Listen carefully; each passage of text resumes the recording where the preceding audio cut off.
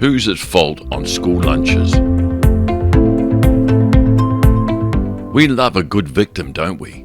Show me a victim, I'll show you the opposition politician preaching concern, a union leader criticising those responsible, and a media scrum scrambling to tell the story.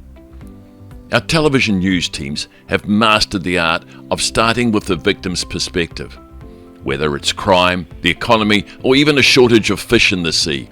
But rather than explain the issue or its cause, we dive straight into the victim's perspective.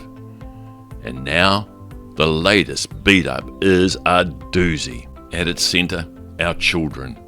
They're the victims.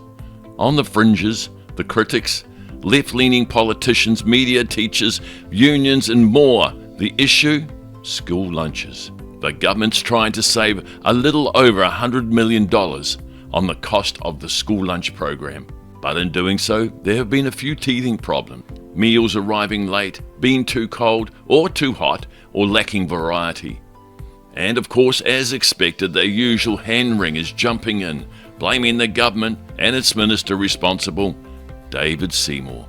A government, I might add, that is trying to right-size the bloated spending left behind by its predecessors. A school lunch coordinator recently complained that the delivery of spaghetti and meatballs arrived late, and she was worried that the children would get sick. She added the children were happy with the meals, but said they were tired of chicken and rice. Tired of chicken and rice? Let's put this in perspective. For those of us in our 40s, 50s and 60s, we remember our school lunches. White bread sandwiches with jam, Marmite, peanut butter, and sometimes, if we're lucky, luncheon sausage, or even lettuce and Marmite, or jam and cheese. Maybe a couple of biscuits and a piece of fruit, and we drank water from the tap, yet somehow we survived. And we went to school for 10 to 12 years, and we turned out okay. Then there's this.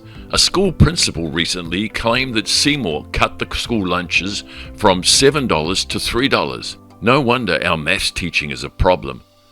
A quick look at the budget tells us the reduction from $342 million down to $235 million divided among 235,000 students over 190 school days means the actual difference was closer to $2.50 per lunch, not $4 a lunch. But even excessive analysts misses the point. Let's be clear, our children need to be well fed. A well-fed child will learn better, concentrate better, and participate better. But whose job is that? Of the 470,000 primary and intermediate students, do we really believe that half, that's 235,000 children, live in such inequity that they require free lunches? Another principal declared our students deserve better. And you know what? She's right. But first and foremost, the better solution should come from the parents, not government handouts.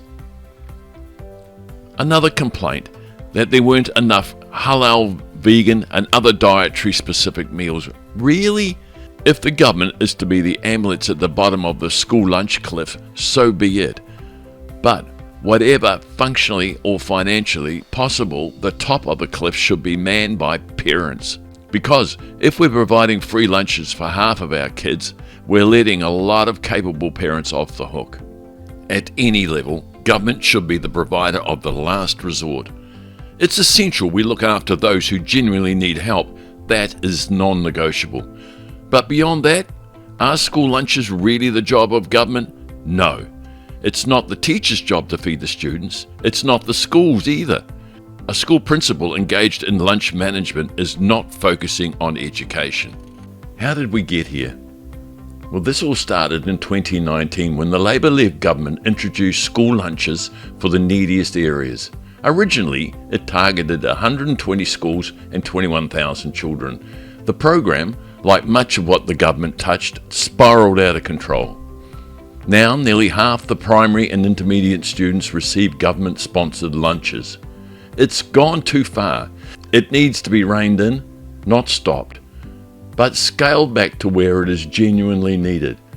Because let's be honest, if we want to get truly concerned about the welfare of our children, there are bigger problems. Consider this. For the year ending June 2024, 9% of children in state care were abused or neglected. That's 507 children. Every month, Starship Children's Hospital sees an abused child with a brain-damaging head injury. And in the last 10 years, we've lost 75 children under 14 to family violence. That's a child murdered every 5 weeks. And yet here we stand, complaining about chicken or rice, hot or cold, late or early, all because we want to embarrass the minister. We're embarrassing ourselves. I just went to the supermarket. A man-sized lunch, 2 full sandwiches with shaved ham, coleslaw, tomato, cost $6.03. Feeding a child, it shouldn't be that hard. Yes, New Zealand is broke, but we don't need money to care.